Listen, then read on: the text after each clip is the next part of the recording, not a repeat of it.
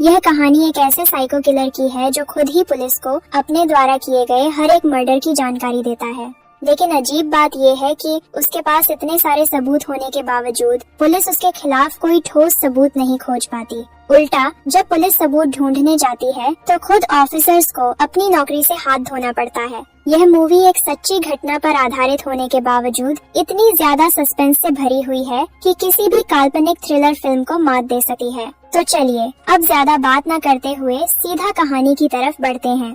कहानी की शुरुआत में हम कहानी के मुख्य किरदार किम को देखते हैं। वह नारकोटिक्स डिपार्टमेंट में एक डिटेक्टिव है। एक दिन एक केस की जांच के सिलसिले में उसकी मुलाकात ताइहो नाम के एक शख्स से होती है। वह आदमी किम को बताता है कि कुछ साल पहले उसने पैसों के लालच में लाश से भरा एक बैग कहीं छुपा दिया था, लेकिन उसे ये नहीं पता था कि बैग में लाश है। जब किम उससे लाश की पूरी जानकारी मांगता है तो वह बिना पैसे के कुछ भी बताने से मना कर देता है। तब किम उसे $100 का नोट और अपना विजिटिंग कार्ड थमा देता है। पैसे पाकर ताइहो खुश हो जाता है, लेकिन इससे पहले कि वह कुछ और बता पाता, पुलिस आकर उसे गिरफ्तार कर लेती है। जब किम हैरानी से पुलिस से कारण पूछता है तो वे बताते हैं कि ताइहो ने अपनी गर्लफ्रेंड की हत्या की है और फरार था। यह सुनकर किम हैरान रह जाता है। जो शख्स अभी कुछ देर पहले इतना मासूम दिख रहा था, वही असल में एक कातिल है। खैर, देखते देखते 3 महीने बीत जाते हैं। फिर अचानक एक दिन जेल से किम के पास ताइहो की कॉल आती है। वह बताता है कि उसने एक नहीं बल्कि कुल 7 मर्डर किए हैं और अगर किम को उन सब के बारे में जानना है तो वह उससे आकर मिले। यह सुनकर किम स्तब्ध रह जाता है और समझ नहीं पाता कि उसे क्या करना चाहिए। असल में किम भले ही नारकोटिक्स विभाग में काम करता हो, लेकिन उसे अपराध की जांच में एक अलग ही दिलचस्पी है। उसे ऐसे पुराने केस सुलझाना बहुत पसंद है जो आज तक अनसुलझे हैं या सबूतों के अभाव में बंद कर दिए गए हैं। बहुत सोच विचार के बाद किम ताइहो के केस के इन्वेस्टिगेशन ऑफिसर से मिलने जाता है। वह उसे बताता है कि ताइहो की ज्यादातर बातें झूठी हैं। एक बार उसने पुलिस को 3 मर्डर के बारे में बताया था, लेकिन बताई गई जगहों पर पुलिस को कोई सबूत नहीं मिले। वह किम को सतर्क करता है। इसके बावजूद जिज्ञासा के चलते किम बिना किसी को बताए ताइहो से मिलने चला जाता है। वहाँ ताइहो उसे बताता है कि पुलिस ने उसके खिलाफ झूठे सबूत गढ़े हैं और उसे फंसाने की कोशिश की है। यह सुनकर किम को थोड़ा शक होता है। वह पूछता है, क्या ताइहो निर्दोष है? ताइहो कहता है कि उसने मर्डर किए हैं, लेकिन पुलिस के दिए गए सबूत गलत हैं। फिर वह किम को एक लोकेशन बताता है जहां असली सबूत मिल सके हैं, लेकिन किम उसकी बात पर यकीन नहीं करता। आखिरकार कोई कातिल खुद क्यों अपने खिलाफ सबूत देगा? उसे लगने लगता है कि शायद इन्वेस्टिगेशन ऑफिसर की बात ही सही थी और ताइहो उसे गुमराह कर रहा है। मगर ताइहो कहता है कि वह एक डील करना चाहता है। अगर किम उसकी सजा कम कराने में मदद करेगा तो वह उसे मर्डर की जानकारी देगा। इसके बाद ताइहो एक नक्शा बनाकर किम को देता है और चला जाता है। फिर किम उस जगह पर जाकर सबूत खोजने की कोशिश करता है। काफी ढूंढने के बाद आखिरकार किम एक पंछी के घोंसले में मर्डर में इस्तेमाल की गई रस्सी और लड़की का कपड़ा पाता है। ये देखकर उसे ताइहो पर थोड़ा विश्वास होने लगा है। वह ताइहो की बताई बातों के अनुसार वो सबूत कोर्ट में पेश करता है। इसके चलते उस इन्वेस्टिगेशन ऑफिसर को झूठे सबूत गढ़ने के अपराध में सस्पेंड कर दिया जाता है और ताइहो की फांसी की सजा बदलकर उसे 15 साल की कैद दी जाती है। हालांकि इस वजह से इंस्पेक्टर किम पर बहुत गुस्सा हो जाता है, लेकिन किम को इससे कोई फर्क नहीं पड़ता। वह फिर से ताइहो से जाकर बाकी 6 मर्डर के बारे में जानना चाहता है। इस बार ताइहो एक डायरी में हर मर्डर की डिटेल्स और सबूतों की जगह क्रम से लिखने लगता है। उसे इतने व्यवस्थित तरीके से अपने अपराधों का ब्यौरा देते देख किम चकित रह जाता है। तब ताइहो बताता है कि मर्डर करना उसका पेशा नहीं बल्कि उसका शौक है। अगर वह समय समय पर मर्डर न करे तो उसका दिमाग संतुलन खो देता है। इतना कहकर वह फिर से लिखने लगा है, लेकिन 3 लोगों की जानकारी देने के बाद वह अचानक रुक जाता है। जब किम कारण पूछता है तो वह कहता है कि बाकी जानकारी देने के लिए उसे उसके मनपसंद सनग्लासेस और कुछ पैसे देने होंगे। यह सुनकर किम बहुत चिढ़ जाता है, लेकिन जानकारी तो चाहिए ही थी। मजबूरी में वह ताइहो को पैसे दे देता है। हालांकि वह यह नहीं समझ पाता कि ताइहो जेल में सनग्लासेस का क्या करेगा। तब ताइहो बताता है कि वह भले ही एक सीरियल किलर हो, लेकिन जेल में कोई उसका सम्मान नहीं करता, इसलिए वह स्टाइल के लिए सनग्लास पहनना चाहता है ताकि लोग उसे सम्मान दें। किम उसकी इस बेवकूफी भरी मांग भी मान लेता है। इसके बाद वह ताइहो से जानकारी लेकर जांच के लिए निकल पड़ता है। सबसे पहले वह नदी किनारे पहुंचता है। ताइहो के अनुसार उसने एक टैटू आर्टिस्ट की हत्या कर उसकी लाश नदी में फेंकी थी। यह मामला बहुत पुराना होने के कारण आसपास से कोई जानकारी नहीं मिलती, इसलिए किम वहाँ की सीसीटीवी फुटेज चेक करने जाता है, लेकिन उसे बताया जाता है कि इतनी पुरानी फुटेज अब सिस्टम से हटा दी गई है। यह देखकर किम समझ जाता है कि अगर उसे अनऑफिशियली जांच करनी है तो उसे कई मुश्किलों का सामना करना पड़ेगा, इसलिए वह अपने चीफ से आधिकारिक परमिशन मांगता है, लेकिन चीफ मना कर देता है क्योंकि इससे पहले भी एक ऑफिसर पुराने केस की जांच करते हुए नौकरी, परिवार सब कुछ खो चुका है। अब वह बेचारा एक पार्क में अटेंडेंट की नौकरी कर रहा है। ये सब जानकर भी किम अपने इरादे पर अडिग रहता है। उसकी जिद पर चीफ आखिरकार उसे परमिशन दे देता है। इसके बाद किम एक एक करके ताइहो की बताई हुई सभी जगहों पर जांच शुरू करता है। पहले 2 जगह उसे कोई सबूत नहीं मिलते, लेकिन वहाँ के ज्यादातर लोग उसे चेतावनी देते हैं कि ताइहो की बातों पर भरोसा न करे, वह एक झूठा इंसान है। फिर भी किम सबकी बातों को नजरअंदाज कर तीसरी जगह पहुँचता है। वहाँ वह पार्क नाम के शख्स के बारे में पता करता है जिसे ताइहो ने मारने का दावा किया था, लेकिन वहाँ पहुंचकर किम देखता है कि पार्क अभी जिंदा है और अपनी क्लब चला रहा है। वह भी किम से कहता है कि ताइहो पर भरोसा करना मूर्खता है। यह सब देखने के बाद किम को भी लगने लगता है कि उसने ताइहो पर यकीन करके गलती की। अगली सुबह वह फिर से ताइहो से मिलने जाता है और पार्क के बारे में बताता है। ताइहो कहता है कि उसे याद नहीं कि उसने किसे मारा और किसे नहीं, लेकिन किम समझ जाता है कि अब ताइहो से कुछ और जानने के लिए उसे फिर से पैसे देने होंगे, तो वह उसे पैसे और ब्रांडेड सनग्लासेस देता है। इससे ताइहो खुश होकर उसे एक लड़की के बारे में बताने लगता है। दरअसल एक समय वह टैक्सी ड्राइवर था। एक रात उसकी टैक्सी में एक लड़की बैठी और उसी रात वह उसे मारकर उसकी बॉडी का आधा हिस्सा कब्रिस्तान में और बाकी नदी में फेंक देता है। किम उसकी बात मानकर कब्रिस्तान की तलाश में निकलता है और इस बार उसे वाकई एक कब्रिस्तान मिल जाता है, लेकिन पिछली बार की निराशा के कारण वह ताइहो पर पूरी तरह भरोसा नहीं करता, इसलिए पहले वह लड़की के बारे में जानकारी जुटाना शुरू करता है। लड़की का नाम था उजीही और यह घटना 2008 की थी। किम उसकी जानकारी लेने उसके घर जाता है। उजीही की सिर्फ एक दादी थी और सबसे दर्दनाक बात यह थी कि उन्हें आज तक पता ही नहीं था कि उनकी नातिन अब इस दुनिया में नहीं है। वह हाथ जोड़कर किम से उसकी तलाश करने की विनती करती है। यह देखकर किम भी कुछ कह नहीं पाता और उन्हें आश्वासन देकर चला जाता है। इसके बाद वह पता करता है कि ताइहो ने टैक्सी ड्राइवर के रूप में कहाँ काम किया था। खोजते खोजते वह एक गैराज तक पहुंचता है, लेकिन ताइहो के बारे में कोई खास जानकारी नहीं मिलती क्योंकि वह वहां पार्ट टाइम काम करता था।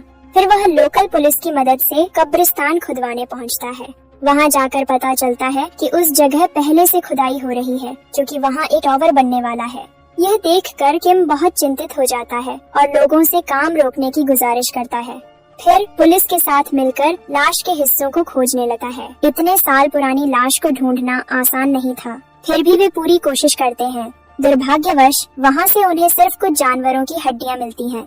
पुलिस किम से नाराज होकर वहाँ से चली जाती है, लेकिन किम हार नहीं मानता। उसे लगता है कि वहाँ कुछ जरूर मिलेगा। उसके आत्मविश्वास को देकर इंस्पेक्टर जो भी उसकी मदद करता है। दोनों की मेहनत से आखिरकार उन्हें इंसानी हड्डियां मिलती हैं। अगले दिन किम वह तस्वीरें सरकारी वकील के पास ले जाता है ताकि ताइहो को सजा दिलाई जा सके, लेकिन वकील कहता है कि सिर्फ इन तस्वीरों से कुछ नहीं होगा। इतने पुराने केस में ठोस सबूत के बिना आरोप नहीं लगाया जा सका। किम फिर से ताइहो से पूछताछ करने जाता है, लेकिन इस बार पूरे रिकॉर्डिंग के साथ। चारों तरफ कैमरे लगाए जाते हैं ताकि सब कुछ रिकॉर्ड हो, लेकिन ताइहो सब समझ जाता है और सतर्क हो जाता है। जब किम उससे उजीही के मर्डर के बारे में पूछता है, वह पूरी घटना से इनकार कर देता है। वह चिल्लाने लगता है कि किम ने उससे पैसे खिलाकर झूठी कबूलनामा लिया है। वह इन सब मामलों से खुद को अनजान बताता है। यह सुनकर किम स्तब्ध रह जाता है। उसे समझ आता है कि ताइहो फिर से चालाकी कर रहा है। वह उसे चेतावनी देता है, लेकिन कोई फायदा नहीं होता। ताइहो धीमे से कहता है, तू चाहे जो कर ले, असली सच कभी सामने नहीं आएगा। यह सब देखकर सरकारी वकील बहुत निराश होता है और किम पर गुस्सा करता है कि वह ताइहो को पैसे क्यों दे रहा था। उधर किम भी बेहद परेशान हो जाता है। ताइहो के कबूलनामे के बिना इतने पुराने केस के कोई सबूत सामने लाना नामुमकिन है। लेकिन कहानी यही खत्म नहीं होती। उसकी हताशा को और बढ़ाने के लिए एक तोहफा उसका इंतजार कर रहा था। बाहर आकर पता चलता है कि जो हड्डियां मिली थी उनकी फॉरेंसिक रिपोर्ट आ गई है, लेकिन रिपोर्ट कहती है कि वे हड्डियां उजीही की नहीं है। उजीही की मौत 2008 में हुई थी और फॉरेंसिक रिपोर्ट के अनुसार वह लड़की उससे 4-5 साल पहले मारी गई थी। यह जानकर किम इस केस से उम्मीद छोड़ देता है, लेकिन उसके मन में सवाल उठता है, अगर वह लाश उजीही की नहीं थी तो किसकी थी? और उसे मारा किसने? किम एक अजीब भूल भुलैया में फंस जाता है। तब वह मजबूरी में एक्स इंस्पेक्टर सैम से मिलने जाता है। उसी सैम के बारे में उसके चीफ ने पहले बताया था, जिसने पुराने केस की जांच करते हुए अपनी नौकरी गंवा दी थी और अब एक पार्क में काम करता है। जब किम उससे ताइहो के बारे में पूछता है तो सैम कहता है, ताइहो एक झूठा इंसान है। वह खुद को निर्दोष साबित करने के लिए तुझे इस्तेमाल करेगा, तुझे झूठे मर्डर की जानकारी देकर व्यस्त रखेगा और अगर तू किसी तरह असली सबूत तक पहुंच भी गया तो अदालत में वह सब नकार देगा और फिर पूरी गलती तेरे सिर मढ़ देगा। यह भी हो सकता है कि उसने किम को ही हत्यारा बना दिया हो। ऐसा होने पर किम का प्रमोशन तो रुकेगा ही, साथ ही उसे सबके सामने अपमानित होना पड़ेगा और शायद नौकरी भी खोनी पड़े। असल में सैम के ऐसा कहने का कारण ये था कि वो खुद भी ताइहो के केस की जांच करते समय ऐसे ही हालात का सामना कर चुका था। इसी वजह से उसने किम को चेतावनी दी थी कि उसे इस सब से जितना हो सके दूर रहना चाहिए। लेकिन किम इतनी आसानी से हार मानने वालों में से नहीं है। वो वापस लौटा है और जो के साथ मिलकर ताइहो द्वारा बताए गए हर एक केस की बारीकी से जांच शुरू करता है। ताइहो के बयान के अनुसार उसने पहला मर्डर किशोरावस्था में किया था, लेकिन वह घटना बहुत पुरानी होने के कारण उसके बारे में कोई जानकारी नहीं मिली। दूसरा मर्डर उसने तब किया जब वह टैक्सी चलाता था, लेकिन उस हत्या का भी कोई सबूत नहीं मिला। तीसरी हत्या उसने पार्क नाम के एक व्यक्ति की थी, लेकिन वो व्यक्ति आज भी जिंदा है और स्वस्थ है। सूची के अनुसार चौथा मर्डर एक कॉलेज के सामने हुआ था, लेकिन जांच में उस हत्या से जुड़ा कोई सुराग नहीं मिला। छठे मर्डर के जुर्म में तो ताइहो पहले से ही सजा काट रहा है। अब बात आती है पांचवें मर्डर की। ताइहो के अनुसार उसने एक बिल्डिंग के पास एक लड़के को चाकू मारकर मार डाला था। चूँकि यह घटना हाल ही में हुई थी, इसलिए यही मामला किम और जो के लिए उम्मीद की एकमात्र किरण था। हालांकि अभी तक इस मर्डर से जुड़ी कोई जानकारी उनके पास नहीं थी, लेकिन किम को विश्वास था कि अगर गहराई से देखा जाए तो जरूर कोई न कोई सबूत मिलेगा। इसी कारण अब किम और जो इस केस की पूरी ताकत से तफ्तीश शुरू करते हैं। लेकिन सबसे बड़ा सवाल ये है, क्या ताइहो ने सच में 6 नहीं बल्कि 7 मर्डर किए थे? अगर हाँ, तो 7वां शिकार कौन था? इसका जवाब हमें आगे मिलेगा। तो अगले दिन किम ताइहो के बताए हुए उस लोकेशन पर जाकर काफी खोजबीन करता है, लेकिन उसे कोई खास सुराग नहीं मिलता। इसीलिए वह फिर से ताइहो के पास जाकर उस 5 नंबर केस के बारे में पूछता है। तब ताइहो बताता है कि वह एक रात नशे की हालत में उस आदमी को छुरी से मार दिया था। फिर उसने उसकी लाश को आग लगा दी और उस आग में उसकी पसंदीदा लेदर की जैकेट भी जल गई। यह सुनकर किम उस समय की आग में झुलसे लोगों की सूची निकालता है। वहाँ से वे एक ऐसे व्यक्ति का पता लगाते हैं जो ताइहो के विवरण से मेल खाता है। फिर किम उस घटना के बारे में और जानकारी खोजने लगता है। वह क्राइम सीन पर जाकर जगह की अच्छी तरह से जांच करता है, लेकिन जलने के कारण वहाँ कोई खास सबूत नहीं मिलता। फिर भी वहाँ से निकलते वक्त किम की नजर एक चीज पर पड़ती है। वह है एक जूते का निशान। साथ ही उसे एक छुरी का हत्था भी मिलता है। किम को शक होता है कि शायद उसी छुरी से हत्या हुई है, इसीलिए वह हत्थे को सबूत के तौर पर रख देता है, लेकिन जूते का कोई पता नहीं चलता। उसके बाद किम और जो साथ मिलकर आसपास की दुकानों में जाकर उस जली हुई जैकेट की खोज शुरू करते हैं। हालांकि मन में यह विश्वास कम था कि इतनी चालाक किलर हत्या के बाद अपनी जैकेट ही करवा देगा। फिर भी किम का यकीन था कि वह जैकेट ढूंढ निकालेगा, क्योंकि चालाक होने के साथ साथ ताइहो बहुत गरीब भी था। अगर वह गरीब नहीं होता तो जेल में बैठकर किम को ब्लैकमेल करके पैसे वसूलने की जरूरत नहीं पड़ती, और ऐसे इंसान के लिए असली लेदर की जैकेट बहुत कीमती होती है, इसलिए कोई इतनी आसानी से कीमती चीज नहीं छोड़ना चाहता। वैसे भी वे आसपास की दुकानों में खोजते हुए आखिरकार एक बुजुर्ग व्यक्ति के पास उस जैकेट का पता लगाते हैं।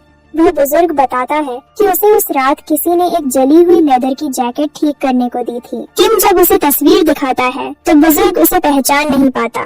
दरअसल उम्र के कारण वह ठीक से कुछ याद नहीं रख पाता।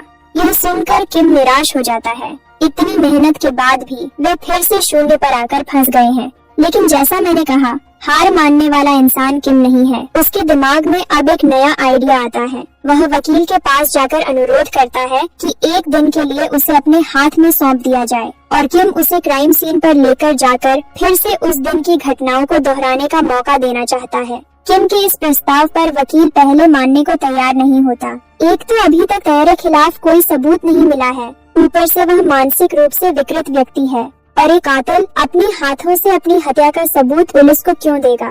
फिर बाद में किम के अनुरोध पर वह आखिरकार उसे एक मौका देने को तैयार हो जाता है। लेकिन साथ ही उसे चेतावनी भी देता है कि अगर वह इस बार भी फेल हुआ तो किम को बहुत बड़ी सजा भुगतनी पड़ेगी, शायद उसे अपनी नौकरी भी खोनी पड़े। यह जानकर भी किम जोखिम उठाने को तैयार हो जाता है। अगले दिन वकील और पुलिस की मौजूदगी में तैरे को लेकर उस क्राइम सीन पर ले जाया जाता है। वहां पहुंचकर वह बेबाकी से अभिनय करता है कि उसने उस आदमी को कहां और कैसे मारा था और हत्या के बाद उसे आग में जला दिया और अंत में उसके जूते को नदी के किसी हिस्से में फेंक दिया। सौभाग्य से नदी के उस हिस्से से तैरे के जूते बरामद हो जाते हैं और इन सब सबूतों के आधार पर केस को ठीक ठाक तैयार करके अगले दिन तैरे को कोर्ट में पेश किया जाता है। लेकिन दुर्भाग्यवश कोर्ट में तैरे वही करता है जो इंस्पेक्टर सैम किम से कहा था। वह कोर्ट में पूरे मामले को नकार देता है और बताता है कि किम ने उसे महंगे उपहार और पैसे के लालच में ये स्वीकारोक्ति करवाई है। जैसे नदी से मिले जूते का साइज तैरे के पैर के साइज से मेल नहीं खाता और उस छुरी के हैंडल पर उसके फिंगरप्रिंट भी नहीं मिलते, कोर्ट झूठे सबूतों के आधार पर समय बर्बाद करने के आरोप में किम को बहुत अपमानित करता है और अंत में नौकरी से निकाल देता है। हालांकि नौकरी खोने से ज्यादा उसे यह सोचकर दुख होता है कि ऐसे चालाक और खतरनाक कातिल तैरे को वह सजा नहीं दिला पाया। वह कोर्ट को बताता है कि झूठा गवाह बनने के लिए नहीं बल्कि सच तैरे के मुंह से निकलवाने के लिए उसने पैसे दिए थे। वह यह भी कहता है कि ऐसे चालाक और खतरनाक अपराधी का समाज में कोई स्थान नहीं होना चाहिए। 15 साल बाद जब वह जेल से बाहर निकलेगा तब उसकी उम्र सिर्फ 50 साल होगी, लेकिन तब भी उसमें अपराध करने की क्षमता होगी और जेल में बिताए इतने सालों के कारण वह और भी चालाक और भयावह बन जाएगा। इसलिए किम की इच्छा है कि किसी भी कीमत पर इस व्यक्ति को नए अपराध से रोका जाए, लेकिन कानून किसी की भावनाओं को नहीं समझता। इसीलिए सबूतों के अभाव में फिर से तैरे को रिहा कर दिया जाता है, यानी उसकी पिछली सजा बरकरार रहती है। इसके बाद किम घर लौटता है बड़ी निराशा के साथ और वह कंकाल की तस्वीरें और फॉरेंसिक रिपोर्ट ध्यान से देखता है। तभी उसकी नजर एक अजीब बात पर पड़ती है। वह देखता है कि जिस लड़की का दिल मिला है उसके शरीर में प्लास्टिक का एक जन्म नियंत्रण यंत्र लगा हुआ था। किम को अपने ऊपर गुस्सा आता है कि वह इतनी बड़ी क्लू कैसे मिस कर गया। वह तुरंत कंट्रोल रूम से 2004-2005 के आसपास गायब हुई लड़कियों की सूची और उस समय जन्म नियंत्रण यंत्र लगाई गई लड़कियों की सूची निकालता है। दोनों सूचियों में से एक सामान्य नाम निकलता है और वह नाम था म्यून। इसके बाद किम और साथी म्यून के बारे में जानकारी जुटाने लगते हैं। एक समय उन्हें पता चलता है कि मृत्यु से कुछ दिन पहले म्यून के पास एक नंबर से बार बार कॉल आता था। उस नंबर का विवरण निकालने पर पता चलता है कि वह नंबर तैयरे की बहन के नाम से रजिस्टर्ड है। किम यह सुनकर बहुत आश्चर्यचकित होता है। वह सबसे पहले म्यून के घर का पता निकालकर वहां जाकर पूछताछ करता है। वह जानना चाहता था कि तैरे और म्यून के बीच क्या संबंध था। वहां जाकर उसे म्यून की माँ और उसके एकमात्र बेटे से मुलाकात होती है। उनसे किम को पता चलता है कि तैरे और म्यून के बीच प्यार का रिश्ता था। म्यून के पति से तलाक होने के बाद वह तैरे के साथ संबंध में आई थी, लेकिन इस बात को म्यून का बेटा कभी पसंद नहीं करता था। दूसरी ओर तैरे के व्यवहार में भी दिन ब दिन बहुत बदलाव आने लगे थे। एक दिन जब म्यून को तैरे के अनैतिक कार्यों के बारे में पता चला तो वह अब यह रिश्ता जारी रखना नहीं चाहती थी। इस पर तैरे गुस्से में आकर उसे मार देता है और उसकी लाश को 2 टुकड़ों में काटकर आधा कब्रिस्तान में दफन कर देता है और बाकी आधा नदी में बहा देता है। चूँकि म्यून का बेटा उस वक्त बहुत छोटा था, इसलिए म्यून की माँ डर के कारण पुलिस के सामने यह बात स्वीकार नहीं कर पाई। वह नहीं चाहती थी कि उसका पोता इस झंझट में फंसे। यह सब जानने के बाद किम अब तैरे की बहन से मिलने जाता है, लेकिन किम को पता नहीं था कि वहाँ भी उसके लिए एक सरप्राइज इंतजार कर रहा है। तैरे की बहन पहले सब कुछ नकार देती है। तब किम उसे भरोसा देता है कि ये सब घटनाएं बहुत पुरानी हो चुकी हैं, इसलिए इस जानकारी के आधार पर तैरे की बहन के खिलाफ कोई कार्रवाई नहीं की जा सकी। यह सुनकर लड़की सब कुछ स्वीकार कर लेती है। वह किम को बताती है कि वह अपने भाई के अपराधों के बारे में सब जानती है और केवल इतना ही नहीं, तैरे का पहला शिकार उसका अपना परिवार था। यह सुनकर किम भी बहुत हैरान होता है। तब तैरे की बहन उसे बताती है कि एक दिन जब वह स्कूल गई थी, उसी समय तैरे ने अपने पिता की निर्मम हत्या कर दी।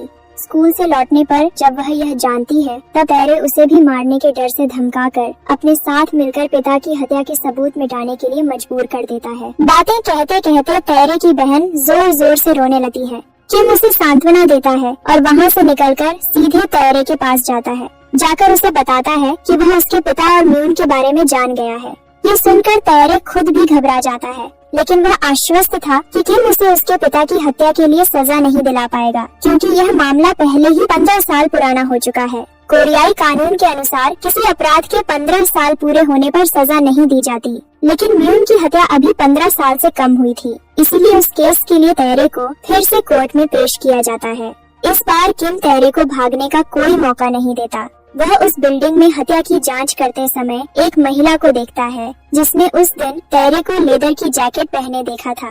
उस महिला को उसकी जैकेट बहुत पसंद आई थी, इसलिए वह तैरे को अच्छे से याद करती है। वह महिला कोर्ट में आती है और तैरे और उसकी जैकेट की पहचान कराती है। साथ ही म्यून के बेटे को भी कोर्ट में बुलाया जाता है। वह आकर पुष्टि करता है कि उसके माँ और तैरे के बीच संबंध था और यही तैरे ने उसकी माँ म्यून की हत्या की है। इसके बाद दोनों मामलों के सबूतों के आधार पर तैरे को उम्र कैद की सजा सुनाई जाती है और किम को उसकी नौकरी वापस मिलती है। सिर्फ इतना ही नहीं, उसकी बहादुरी और धैर्य के लिए उसे विशेष पुरस्कार और प्रमोशन भी मिलता है। लेकिन इतना सब कुछ होने के बाद भी किम नहीं रुकता। वह अभी भी ओजिही नाम की उस लड़की की तलाश कर रहा है।